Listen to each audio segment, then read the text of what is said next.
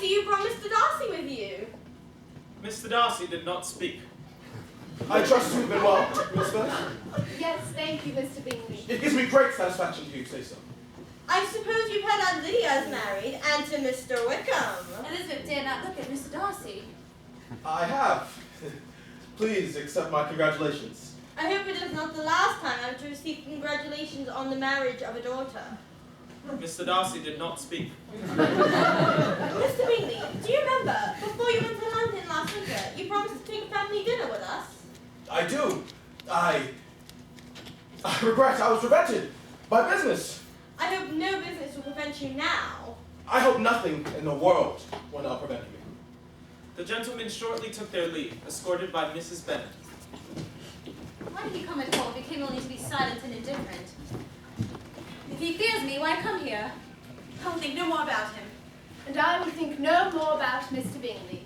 When he dines with us, everyone will see that we meet only as indifferent acquaintances. Yes, very indifferent indeed. You cannot think me so weak as to be in danger still. I think you are in very great danger of making him as much in love with you as ever. Lizzie, you must not smile at me. I can assure you I have learned to enjoy his company as an agreeable young man without having a wish beyond it.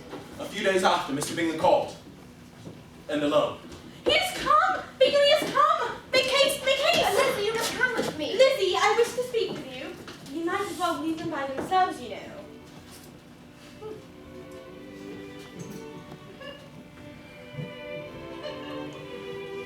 Question! Where in Pride and Prejudice does it describe Bingley's proposal to Jane? I can't find it anywhere. What does he say to her? Chapter 55 is the chapter where Jane and Bingley's engagement finally comes about. There are no details on the proposal, but naturally she says yes. You must pardon me that I took so long to ask you. There's nothing to pardon. I am the most fortunate creature that ever existed. I only lately learned that you were in town last spring. When I left in November, I loved you already. It was my grave error to allow myself to be persuaded that you were indifferent. I was not. I am not indifferent. No, nor am I. Oh, Jane, how I knew it would be. I knew you could not be so beautiful for nothing. Pardon me not. I must go at once and speak with Mr. Bennet. 'Tis too much. I do not deserve it. Oh, why not everybody as happy? No one could deserve it more than you. But if I could see you as happy. Till I have your disposition, your goodness, I can never be as happy as you. Perhaps if I have very good luck, I could be with another Mr. Collins in time.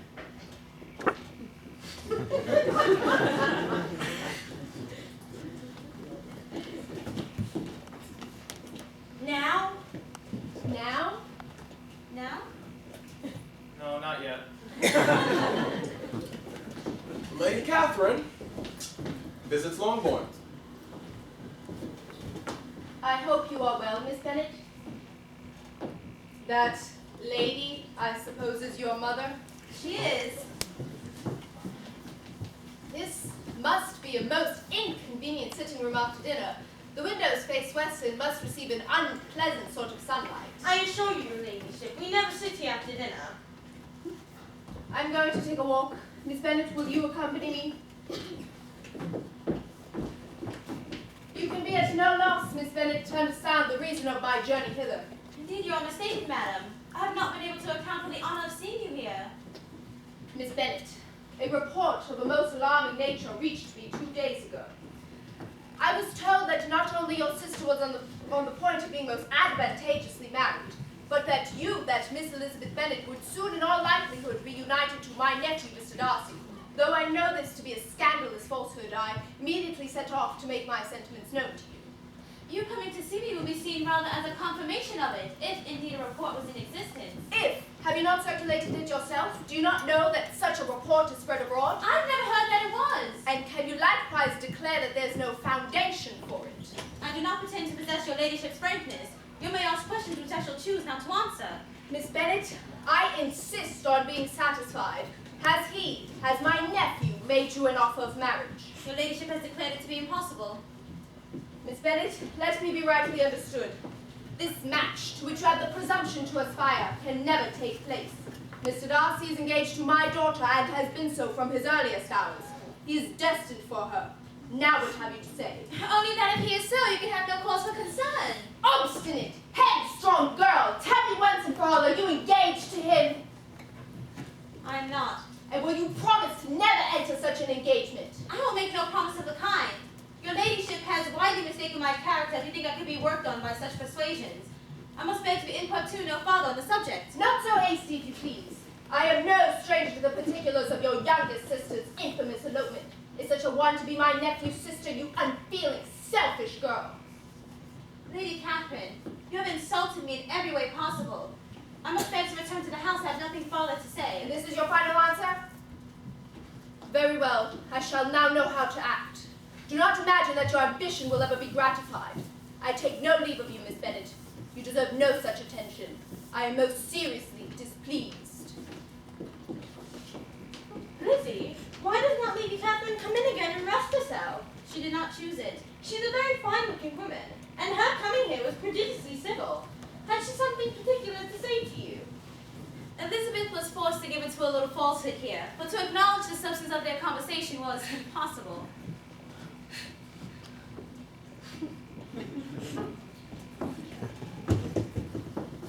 Now? Now? Now? Now? Now? Now. Mr. Darcy's second proposal. Mr. Bingley brings Mr. Darcy to Longbourn. They go for a walk with Jane and Elizabeth. Jane and Bingley soon fall behind. Forgive me, Mr. Darcy. Ever since I learned of your kindness to Lydia, I have been most anxious to show you how gratefully I feel it. I am sorry that you have ever been informed of what may have caused you uneasiness. Lydia's thoughtlessness first betrayed to me you've been concerned in the matter. Let me thank you again in the name of all of my family for your generous compassion, for taking so much trouble. If you will thank me, let it be for yourself alone. Much as I respect your family, I believe I was only thinking of you.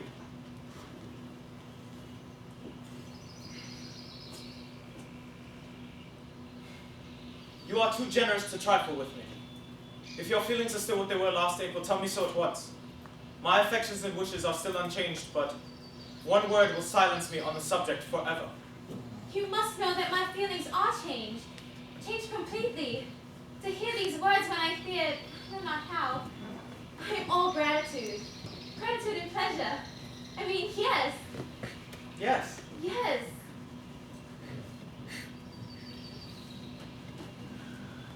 They walked on without knowing in what direction. There was too much to be thought and felt and said for attention to any other objects. What must you have thought when Lady Catherine told you of her visit here? It taught me to hope, as I had scarcely ever allowed myself to hope before. I knew enough of your frankness that, had you been completely decided against me, you would have acknowledged it to my aunt. After abusing you so abominably to your face, I could have no scruple in abusing you to your relations. What did you say of me that I did not deserve? My behavior to you was unpardonable. I cannot think of it without shame. I did not expect to make so strong an impression. And my letter, did it soon make you think better of me? Gradually. Yes, it did.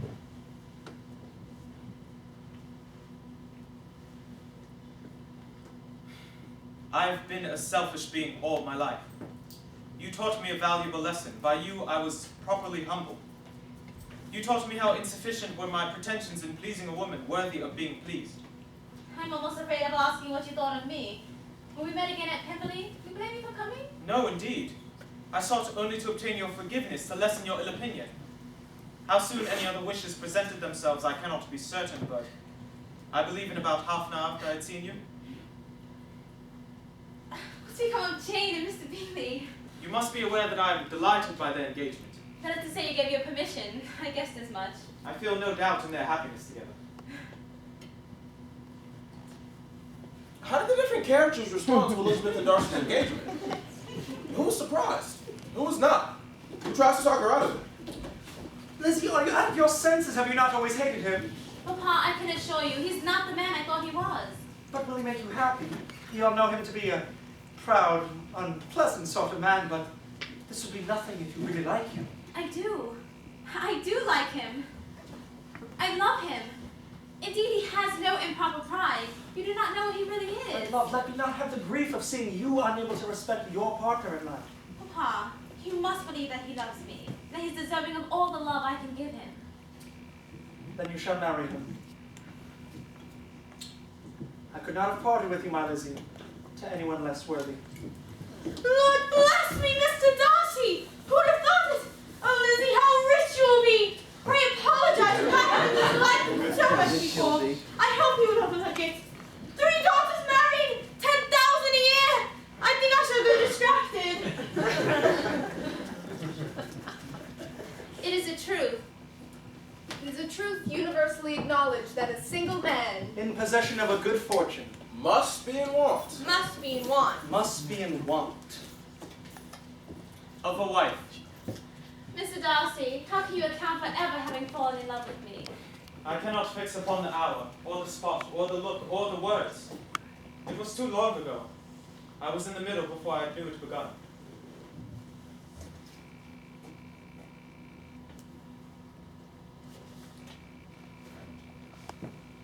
My dear Cassandra, I consider everybody as having a right to marry once in their lives for love, if they can.